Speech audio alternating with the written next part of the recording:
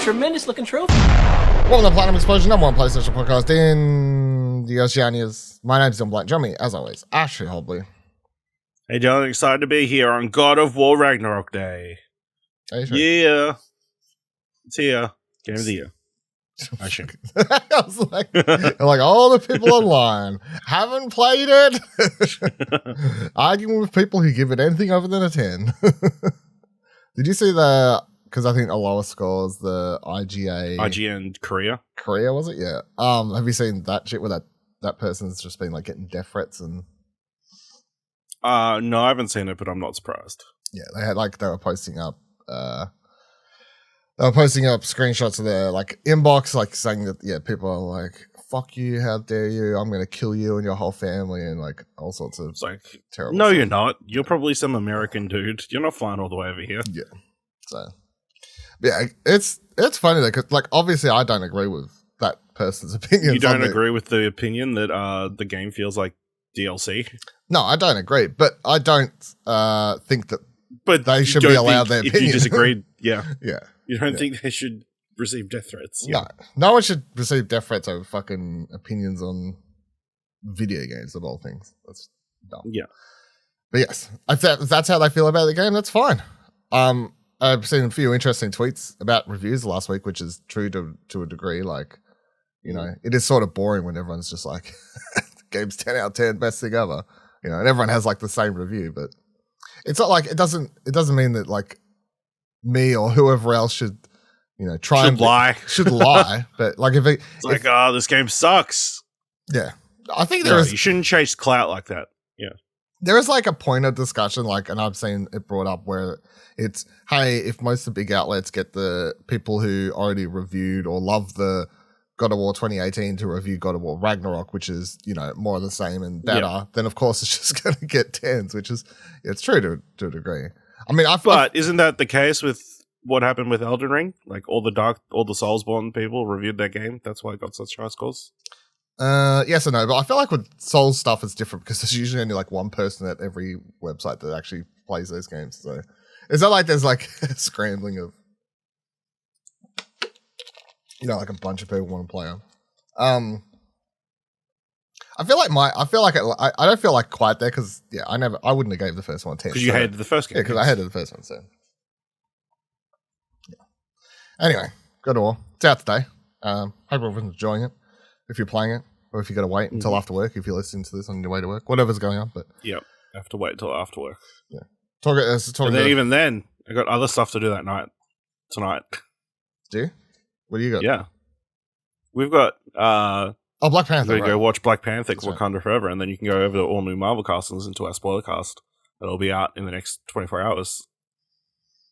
True. Good point. So you're not playing it until the weekend.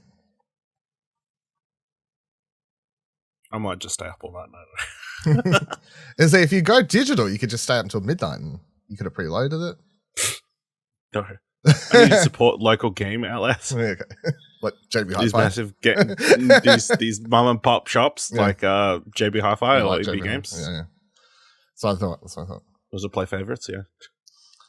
This week in the Trophy Cabinet Platinum for PSVR2, we have an official date when it's coming. We have a price, everything. Going to go over that in a little bit. Got a few news stories before then. Firstly, I want to go over the God of War trophy list. I'm not going to read out the spoiler ones, of course, but you weren't allowed to talk about the trophy list until the game launched. Anyway, listen to this. Now it's out. Don't look at the trophy list because, of course, there is spoilers. Well, I mean, don't look at the like PSN profiles. There are words that are spoilers, but only in context. I'm assuming. I mean, it spoils like some of the boss fights and certain things like that. I guess depending on like how you. Oh my god! I fight a deer. That is not one of the things, but that's fine. If anyone who wants to know, there's. Are you telling me I fight Thor in this game? Crazy. Spoilers. Calm down. There's no difficulty related trophies, so I feel like that's one sort of thing. The trophy list, all in all, is I feel like a pretty straightforward platinum. I haven't got it yet. I haven't gone back and I wouldn't mind going back and clearing up. If someone can tell me where those remaining 8 ravens I need are, that would that would be sort of go through a thing. There's like a You know what the problem is? Mm. It's that that they aren't individually numbered ravens. No, but there's a mini map like the first game, and you can hover over areas, and it'll say like 0 out of 1. So, okay, that's good then. So if someone makes a list and they're like, this area, someone will have, because that is a great.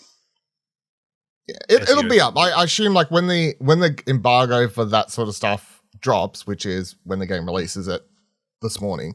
By the time you're listening to this, people will already have guides up, I'm sure, like PowerPix and whoever else. But like that's pretty much like you'll get a lot of trophies, probably like 50% just playing through the game, to be completely honest. And then it's just going to be all a bunch of side quest shit. There's nothing you can miss, so I wouldn't worry about any of that. I wouldn't say there's any reason to rush through the game and then like do the side quest after. If you want to do the side quest as you're playing, there's really no reason not to. If you come to any of the side quest mini boss fights that you're just struggling with and you want to like come back to them after you're stronger, after you've beat the game, then, up to you. Do what you want to do. I know I smashed my face against one mini boss fight for 6-7 deaths in a row there because I was like, I don't want to come back. I'm here now. Like, I've traveled up this hill, or whatever to find it. I want to come back. So, but yeah, I presume God of War will have a pretty high percentage, or God of War Ragnarok will have a high percentage of platinum owners. I feel like a lot of people playing that game will probably pop the platinum. I don't want to say like spoil. It's hard to say about spoilers, I guess. There's not as an annoying. I know the post game for the first one you had like to go battle all the Valkyries.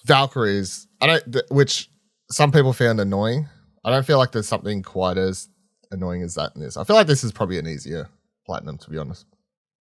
Without having got it, I'm assuming it'll be good.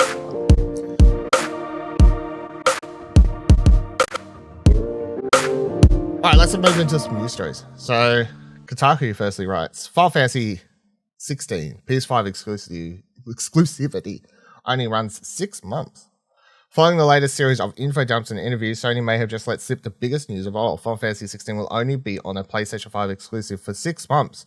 PC owners rejoice. That's according to a new PS5 Play Like Never Before sizzle reel posted on YouTube ahead of the holiday 2022 season, as spotted by Wario64. One section includes a subtitle that reads, quote, Final Fantasy 16 anticipated summer 2023, PS5 exclusive for 6 months, end quote.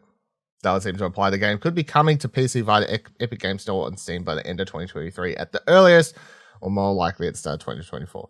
None of this is surprising, of course. It having a limited PS5 exclusivity, I feel like would have been the assumption. That's the same for any like Final Fantasy 7 remake and all these sorts of things. I wouldn't say it's going to come to PC that fast though, because they haven't. I mean, if you read the next paragraph, Final Fantasy VII Remake followed a similar route. While the PS4 version of the game remained a Sony exclusive, PS5 version made it to Epic Games Store 6 months later, nearly to the day. Not all. That was the only. I feel like that's a rare case. They're usually a bit longer. I know. I guess it just depends on timing and what else is out at the time. Yeah. So none of that's super exciting. Hopefully we get some more. I'm hoping, because I really want to get excited about Final Fantasy 16. I'm hoping at like the Game Awards or something. I just need some sort of. I need like a trailer. I need like a rough release date. Give it to me like March. That'd be good. March. That's how I feel currently. Yeah. You know what's crazy? That Crisis Core game's coming next month. That is crazy, actually. I saw like an ad to JB the other day. So I think when I went and updated the our release calendar thing, and I like put it there, and I was like, this is such an awkward time because it's just like this is after, and I assume it's not going to make any like Game of the Year award list, which is why it's releasing. It's it's a remake. It's where it is. It doesn't mean it's going to be bad, but it's also just a bad time anyway because people, I don't like releasing games that late into December. I just feel like it's a weird time. People on holidays, people are doing all sorts of weird shit. I don't know what's going on. Yeah. But I want to play it. I love that game, but all right. On the Square Enix chain, following back up on a story from I talked about like a week or two ago. I feel like I'd give an update since it didn't turn out to be anything at all like we thought it was. IGN writes, Square Enix has officially announced Symbiogenesis, a new NFT collectible art project that's coming in spring 2023 alongside a free browser service. You may be like, why are we talking about NFTs? But IGN continues down here later after I skip all the mumbo jumbo about the NFT stuff that I don't care about. Not much else is known about the Web3 project, but last month Square Enix trademarked Symbiogenesis in Japan. It was rumored to be some sort of Parasite Eve revival to the word Symbiogenesis, meaning a process where two separate organisms combine to create one. Notably, this process is the basis for Parasite Eve's story. So yeah, talked about this trademark a couple of weeks ago. Assumed it could be nothing but a Parasite Eve game because what the fuck else could it be? I think they were probably my words. What else could this mean other than Parasite Eve? And guess what? It's fucking NFT. Why they would fuck me like this, Ash? It's beyond me. It's beyond me. I saw a lot of people pissed about this. They were like, are you fucking kidding me? Why would you use that wording? Like, it's not like it's a different company. You know? It's not like fucking Konami made this project where you're like, oh, Symbiogenesis, that could be Parasite Eve, but Square Enix owns that. It's like, it's the same fucking company. Why would you... Oh, that's fucking me. But Symbiogenesis is not in Parasite Eve, right? No, it's just like the meaning of like the core concept of Parasite Yeah, Eve. so really it's the dumb fans that are like looking for any excuse for Parasite Eve. They're like, why are you calling it this when it could definitely have been used if we like do a massive thought exercise into Parasite Eve? I think because everyone was like, why the fuck? What could it... Yeah, no, because, yeah, why the fuck would I think it's anything else? Why would I think it's a fucking NFT project? Because they've been talking about making NFT things for the last 12 months. Why are you surprised? Yeah. It feels like every month we're talking about how Square Enix is throwing money into a stupid NFT project. Even though the market is continuing to die every single day, even worse. Well, when Twitter's dead, I don't know where anyone's going to be sharing their projects with people. Yeah, where are these social media profile pictures going? Where's all these exclusive fucking Twitter profiles that everyone spent $100? What do you do with them? Shove them up your ass, you dumb fucks. How about that? Shove it up your virtual asshole. Yeah. So why is there a free browser service? Fuck, I don't know. I didn't actually read all browsers are free. Why is that a selling point? You know, because it combines. It's a symbiogenesis of a free browser and a real premium browser. It's going to be great when Sony buys Square Enix. I feel like it's currently. I wouldn't wish the big companies to purchase. You know what I mean? But currently, I'm like, please, Sony, please, Jack. Someone. It feels like that. This is like their desperate attempt to like. This is the modern day equivalent of them trying to like have a lemonade stand to save the company. But are they purposely making shitty lemonades that someone bigger lemonade stand tries to buy out their shitty lemonade stand? Like, is that why they're doing this? They're trying to make this shitty decision so it implores Sony to buy or another company to buy them. It's just their crazy idea. Like, this is the one thing that'll save us. It's like 1,000,000 to 1 chance. There's a lot of that happening at the moment. Yeah. A lot of people in suits in offices going, this is the idea. This will save our company. Let's do this. This is the magic bullet. This is it. Fucking hell. All right, other news story. Cancelled Stadia exclusive Death Stranding sequel never existed, says today, Kojima writes VG247. Despite previous reports, according to head honcho Hideo Kojima himself, a Death Stranding sequel exclusive to Google Stadia was never going to happen. Back in September, a report emerged claiming that at some point in time, a Death Stranding sequel of some sort was in development for Stadia, but was ultimately cancelled by Google Stadia's general manager Phil Harrison as the company believed there wasn't a market for single-player games anymore. Well, their report was wrong by the sounds of it, as during the 10th episode of his Brain Structure podcast, Kojima put speculation to bed, thanks to Games Radar. Quote, how do you react to that? Kojima asked hypothetically about the numerous things that players come to him with. Quote, users send me stuff like this directly, like, word is going around about so-and-so. It's constant, almost every day. And I don't know where the original source comes from, so I can't say much about it. End quote. Kojima noted later on that he hadn't even spoke to Harrison about a Death Stranding sequel. Quote, the rumor that Death Stranding, moreover a sequel, was in the works to be an exclusive title for Google's unfounded, and Phil Harrison ultimately rejected it as quite impossible. I've never once said anything to Phil about wanting to create a Death Stranding sequel. I don't know who pulled this information, or from where, end quote. It's rare that we get something as blunt as this from a developer, so it's just refreshing to have an actual statement on something like this, even if ultimately it doesn't matter to the general public. You know why Google Stadia was never doing Death Stranding sequel? Because it's coming to PlayStation. Google Stadia sucks. Well, that too, I mean. It's because it's coming to PlayStation next year. Yeah. Who did they just add? By the way, I forgot to pull out that news story. Who the fuck did they just add? Who's his latest? Someone I can't remember. I forgot to pull that up, actually. No, it's someone. Why don't I just? Also, interesting. I saw that first quote also used in reference to the rumors that he was behind that other studio who was rumored to make a Silent Hill game. Well, I'll pull that up. Yeah, I'll pull that up quickly. I nearly banned mentioning them, but let me quickly. What was the quote for that? Let me find that. Here we go. It's abandoned was what we're talking about. So yeah, abandoned. Which is a fitting name because that's what the project feels like it is. Here's a quote from GameSub. Users just keep sending me pictures of this Hassan.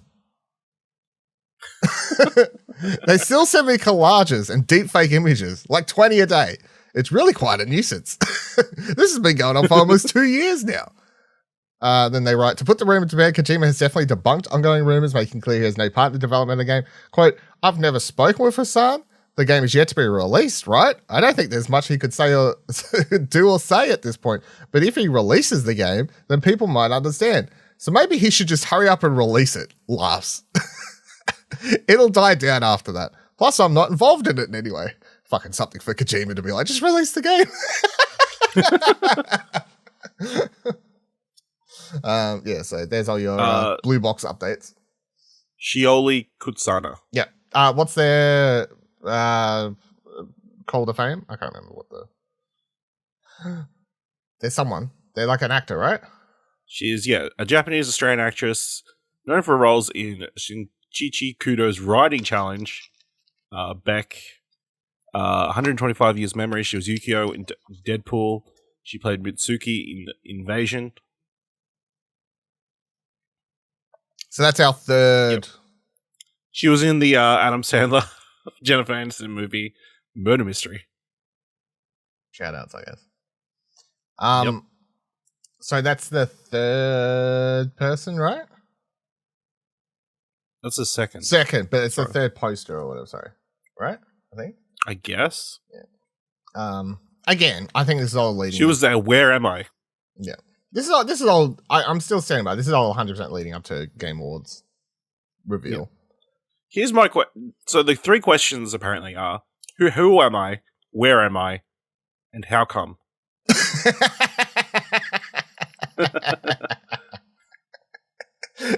One of these doesn't quite fit. It's some good grammar is what it is.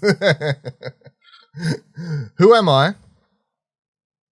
What? Go get. Who am I? Where am I? Where am I? How come?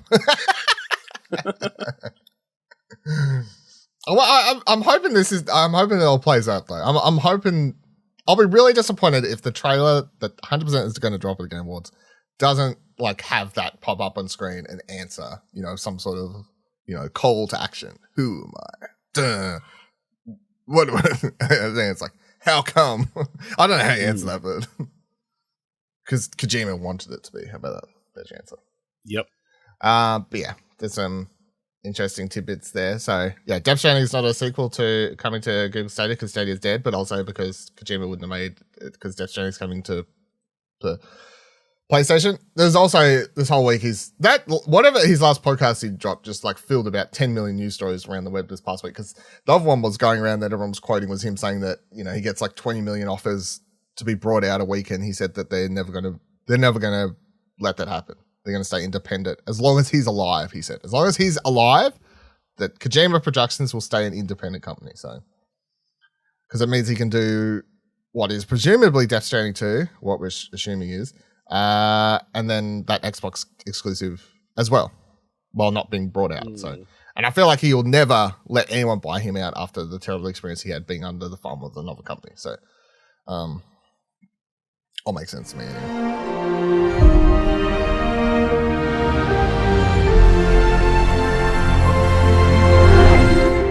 All right, a little bit of PlayStation Productions news. Just a quick fucking update.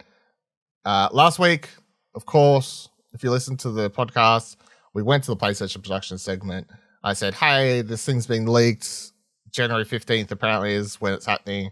They'll probably officially announce that after we get done recording or before this episode posts. That's 100% what happened. I think I was in bed next morning, whatever, or that night, and then it's like HBO. No, pretty sure it was the next morning. Next morning, happened that night, yeah. No, VR was that night, and then next morning, wake up and the HBO and everyone's like, "Yep, Last of Us officially January 5th." The only part I got wrong is I assumed that they would drop the release date of a trailer. They didn't drop it with a trailer; they just dropped it with a poster. But nope, telling you, Game Awards. Yeah, I mean, you could be right now. Yeah. So excited now that it's January 15th. Like I said, it would be coming out early 2023, and I've been saying all year because I'm a prophet. Yeah, very excited. So,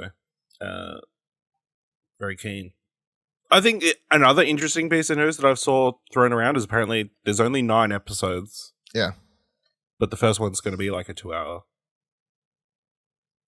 special debut episode. So it's really hard to judge episode numbers these days for anything, not even like a HBO program or, just in general. Cause it is that thing of they're like, oh, it's 9 episodes, but then you find out that the first episode's like 75 minutes and then everyone after is just like all the episodes of the Lord of the Rings thing, Rings of Power was like over an hour. They were all like 70 minutes each, Okay. So and then all these Disney Plus shows, all over the place. Fucking 30 minutes for this one, 50 minutes for that one. So hard to judge. So I'm very excited though. I can't wait for this. I think it's going to be very good. And the way they're talking about it, or they've been saying in interviews, they reckon this is going to be their next. This is the shit. But also, this show killed Westworld by the sound of it. So they're like, this show's fucking expensive. Westworld's expensive, and we got more faith in this new one. So. PSVR for the players. All right, let's move into PlayStation VR news for this week, and that is gonna be where all the big stuff happens. So last week after we got done recording, that night they announced PlayStation VR's official release date. They announced the price, and they also announced 11 new games that are coming to PlayStation VR2. So let's go over the price and release date. PlayStation VR2 will launch February 22nd in Australia. It's going to have 2 SKUs that are quite hot diggity damn expensive, which is the main point of discussion, of course. So your base bundle, which includes the VR headset, the Sense controllers, and stereo headphones, costs $879.95 RRP. Then you've got the Horizon Call of the Mountain bundle, which includes a store voucher code for Horizon Call of the Mountain on top of the same stuff that you got with the base bundle. The only other accessory that they've announced that you'll be able to buy on top of this stuff when you're picking it up from the store is going to be a Sense controller charging dock station thing as well. So you don't have a bunch of accessories, but Ash, how do you feel about the price of nearly $900 dues for the virtual VR headset? Yeah, it's high. Higher than probably people wanted, and probably higher than PlayStation wanted, but I don't think it's a complete surprise given the chip shortage, given the actual cost of everything. So I did a little bit of research going in. So the original PSVR was $549.95 at launch. Yep. But that didn't include the camera, which you needed to buy separately. So it's another $90. Mm-hmm. Then you needed to buy... You didn't need to buy them, you did, but you needed to buy the Move controllers. Mm-hmm. So that's another $120. So what's that add up to? Let me just quickly do. You didn't really do math. the. You didn't really do the. You did like half the setup and then forgot to do I did half.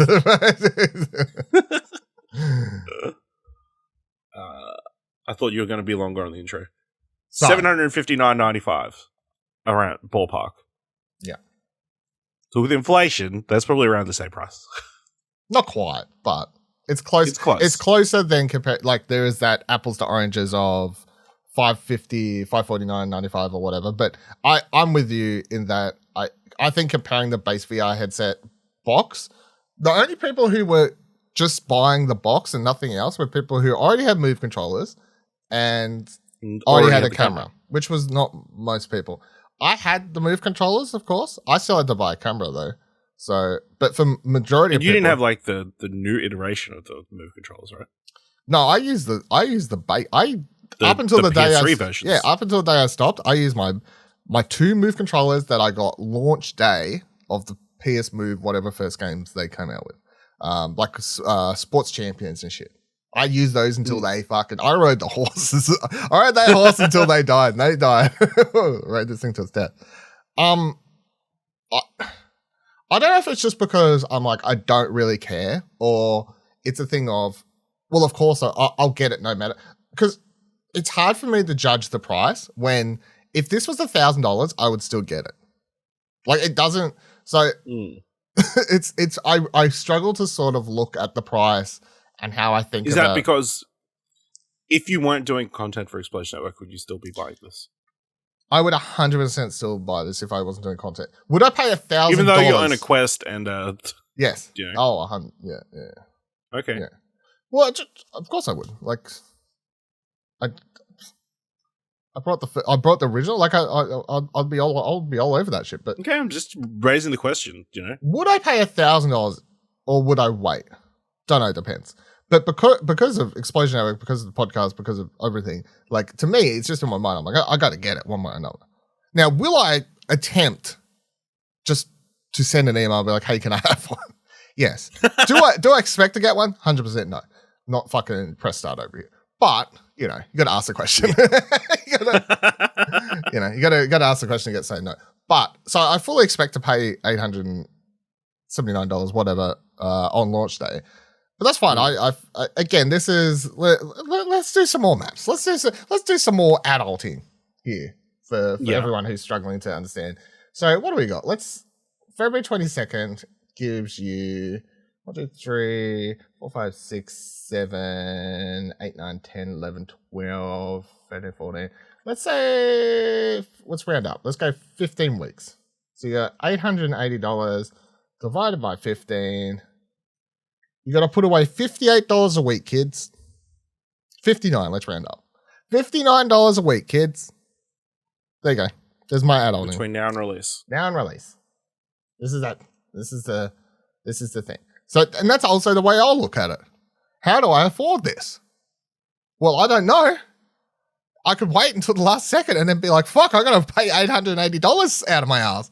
Or I could just start what's called budgeting or, saving, and I could put $59 a pay away.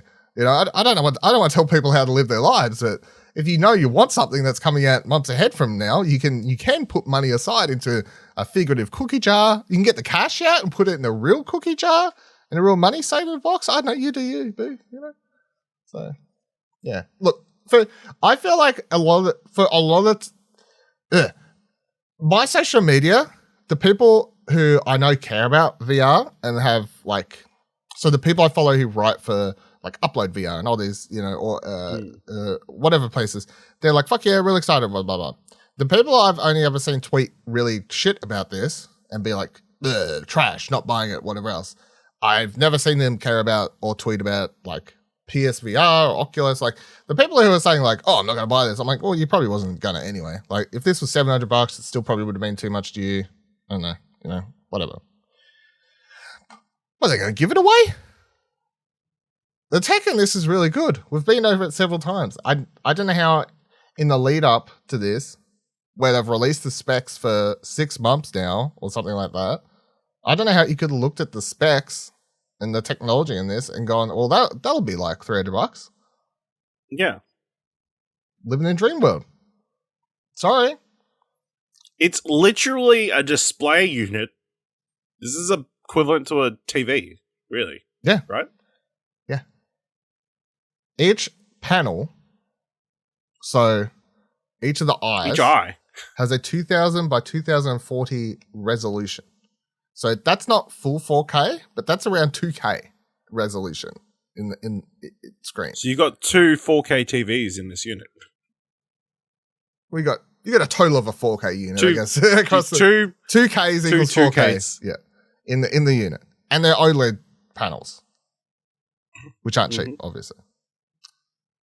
The fucking things have refresh rates up to 120 hertz. You know. This if you got this VR headset, Ash, you'd be better off playing all your games in it than watching them on your TV. That's how much better it is. No, I'm excited. Now that we have a solid release date, that's really cool. Again, hashtag Dylan was right. I get release dates right for everything PlayStation related and nothing else. But I'm happy to take that win. I can't remember. Sony, you know, please. Just saying. I'm gonna reach. Maybe I'll go find. I'll type PSVR into Plat. I'll search for every time when you mention it. I'll send them every single link in a separate email. In a Google Doc. In a Google Doc. Here is all the times we discussed PlayStation VR over the past 12 months on this show. We have an entire segment dedicated to VR. It's called Our VR Worlds. Did you play Moss 2? I did not. But that is not exclusive to PlayStation and it is not published by them. And it is their fault, however, because I hooked it up, booted up, and went, I can't. I went for all the trouble of hooking it up, and then I was like, I can't do it. It's fucking trash, man. Fucking PSVR 1 is so bad. Try and go back to that. Man, I should try. I don't know if I should try and sell mine off or just keep it as a relic now. It's just like, what do I even get for it? Nothing. What's the point? Yeah, PlayStation VR 2, exciting, February 22nd. Now, the games, right, let's go. So they announced 11 games. They haven't officially announced the launch library. The only game you can 100% lock into that is Horizon Call of the Wild because it's in the box. In the bundle. So that's definitely coming out launch day, which is good because, you know, when they announced it, the assumption was that's a big, Horizon's big PlayStation title, big PlayStation IP. If they have that at launch, that's a good selling point. They need, I think, more than just that, but that's a good starting point. So I'm just going to run down all of these and then, you know, let me know if there's any that stand out to you and we can circle back down. But the 11 games they announced, some of them, well, at least one is new, which is the first one, and the rest I think are just ports. But Dark Pictures Switchback VR, Crossfire Sierra Squad, The Light Brigade, Cities VR Enhanced Edition, Cosmonosis High, Hello Neighbor Search and Rescue, Jurassic World Aftermath Collection, Pistol Whip VR, Zenith The Last City, After the Fall, Tentacular. Any of those stand out to you as exciting additions to your PlayStation VR 2 repertoire? Not really. So, I mean, interesting, obviously, the Dark Picture Switchback. It feels like it's a spiritual successor to Until Dawn, whatever the VR Rush of Blood. Rush of Blood, yeah. Which was a launch game for PlayStation VR. So I'm expecting this to be a launch game for VR 2 and just, you know, carry forth that tradition. But it very much just looks like Rush of Blood 2. It looks like it's just more of the same sort of stuff, but which that game was like fun for what it was. So it's funny though, because the game is literally on rails. Like you're in a roller coaster, you go through all this stuff, you know, characters pop up, scary shit happens, you got to shoot stuff with guns and whatever else. So it's sort of anti to what I want out of VR games, because I'm like, well, can we get away from like the on-rails stuff? But I don't know, like it's simple fun, plus it's the sort of game you can hook most people into because you don't have to like actually press buttons on the controls to move your character around. So if you're trying to show someone VR for the first time, and as long as, you know, that they don't have a heart issue when a scary game's going to kill them or something like that. Kill them, something like this is actually a good thing to hook them into because like all they have to do is point and shoot. Like it's trigger That's all you have to do. So, Mm. of course, I'll be playing that. I'm keen for that. I did enjoy the first one for what it was. The Crossfire Sierra Squad thing. It looks so. It's a full multiplayer shooter game. It says it's, I don't know, like in a world where there's the VR market's going to be low for what it is. I don't know. I need to see a bit more. I need to see especially when you've got what's the other one that you prefer coming. Fuck. Yep, that one. I know, I'm really excited for it. So much so that I forgot the name, but I need to see more gameplay of that as well. The Light Brigade looks sort of cool. It looks like a puzzle game, I guess, to a degree. I think that's a port. I think the rest of these are ports. So is the thing. Cities VR. I don't know if it's definitely not something for me.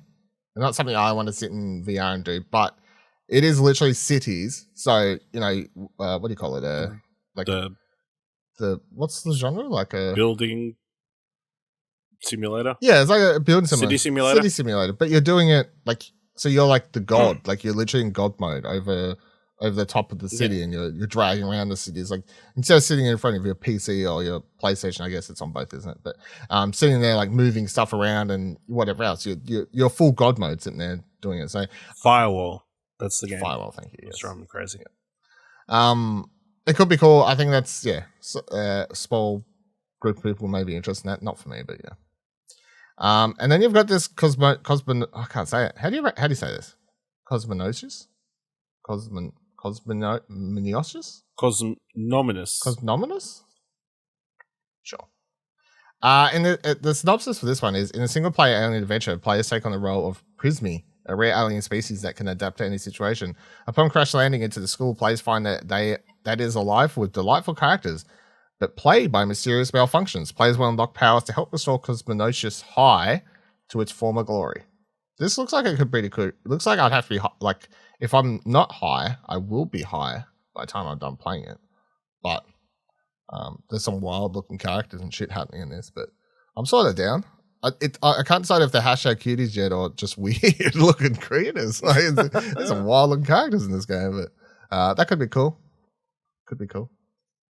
And then Hello Neighbor, Search and Destroy. It's like Hello Neighbor, but in VR. You're like creeping around the house, trying not to get caught by the neighbor or whatever. I don't really have any attachment to this franchise, but I know people like it, so cool. Jurassic World Aftermath. I've wanted to play these games, and I actually never did it, so now I'll just hold out till February and just play them on PSVR 2 instead of Oculus. But it says this reworked version of a popular survival adventure game combines Part 1 and Part 2 into one complete collection. Set between Jurassic World and Jurassic World Fallen Kingdom, players crash land on the familiar Isla Nebula and find themselves trapped in an abandoned research facility. So, reworked, I guess, I don't know if that's like, it's better or it's just reworked for PSVR. I don't know what the wording is. This is the one game that didn't have any trailer when they dropped it, so they were just like, hey, it's a thing, it's happening. So maybe it's not going to be out on February 22nd when it launches if they don't even have a trailer, but yeah. Pistol Whip VR, it's just Pistol Whip's coming to PSVR 2. If you don't know what Pistol Whip is, it's like a rhythm shooting game. It's on, I think it's just on PSVR as is. So maybe you'll get a free upgrade, hopefully, for these sorts of games. But it's a rhythm shooty game where you like you're moving forward. You got to shoot characters. It's sort of meant to be into the rhythm of the beat. Beat Saber with guns. Yeah, it's Beat Saber with guns. There you go. Xenoth The Last City is... so the description for this one says, Xenoth The Last City is coming to PlayStation VR 2 as a first-day launch title. Oh, there you go. Here's the one game confirmed. I missed that part. The team is constantly pushing the boundaries of what's possible, so I promise you this is not the same Xenoth since launch. We've added hundreds of hours of new content, made massive graphics updates, and leveraged the PSVR 2 features to bring you a truly next-level experience of Xenoth's gorgeous open world. I think this is on Oculus or whatever else. I don't think it was ever on PSVR, but yeah, you can play with friends, from what I understand. You like go around, do shit, battle monsters. I don't doesn't really look like it's something fully up my alley. It looks a bit weird, to be honest, but cool. If that's of interest. Nothing wrong with having a variety of titles and genres. It's the only way the platform will work. After the Fall. It says team up with 3 others after setting out from the survivor camp that is shared with up to 32 players at a time. Or if you prefer, head out into the city solo and take on the hordes of mutants or towering bosses by yourself. That's an option too. We're taking advantage of new PSVR2 features, adding a new level of immersion to After the Fall signature gameplay through the PSVR2 Sense controller. Every slide you rack and magazine you release can now be felt throughout your entire hands through the haptic feedback. While each gun now mimics its real-life counterpart in trigger pull weight using dynamic use of the adaptive triggers. So this is like a survival horror game, like multiplayer survival horror game.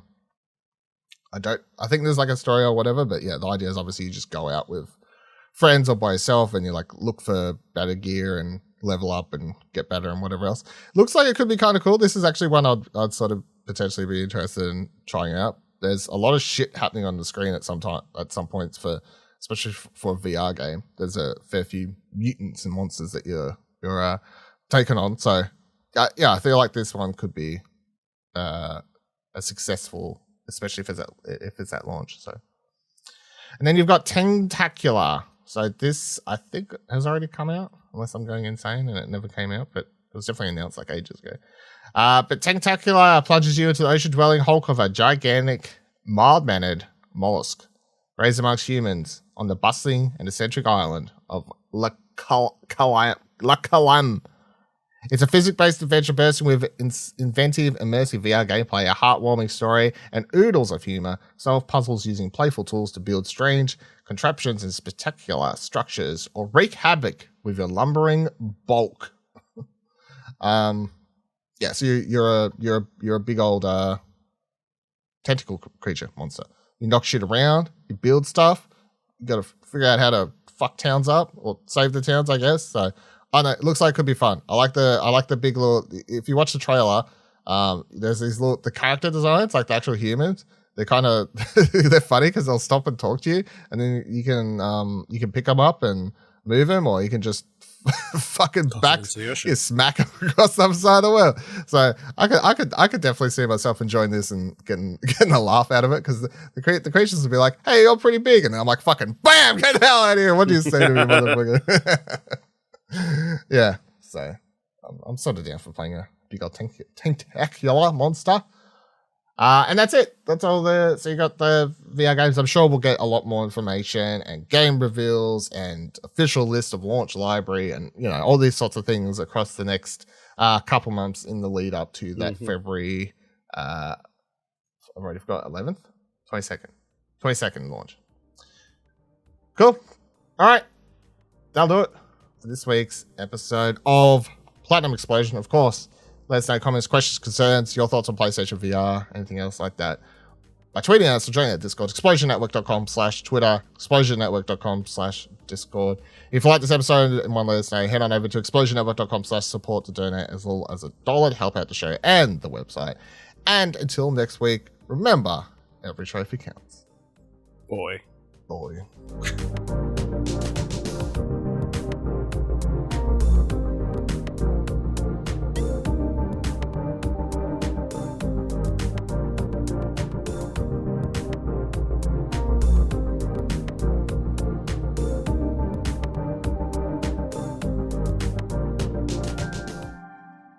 Does he say boy a lot in the new one? I never asked that.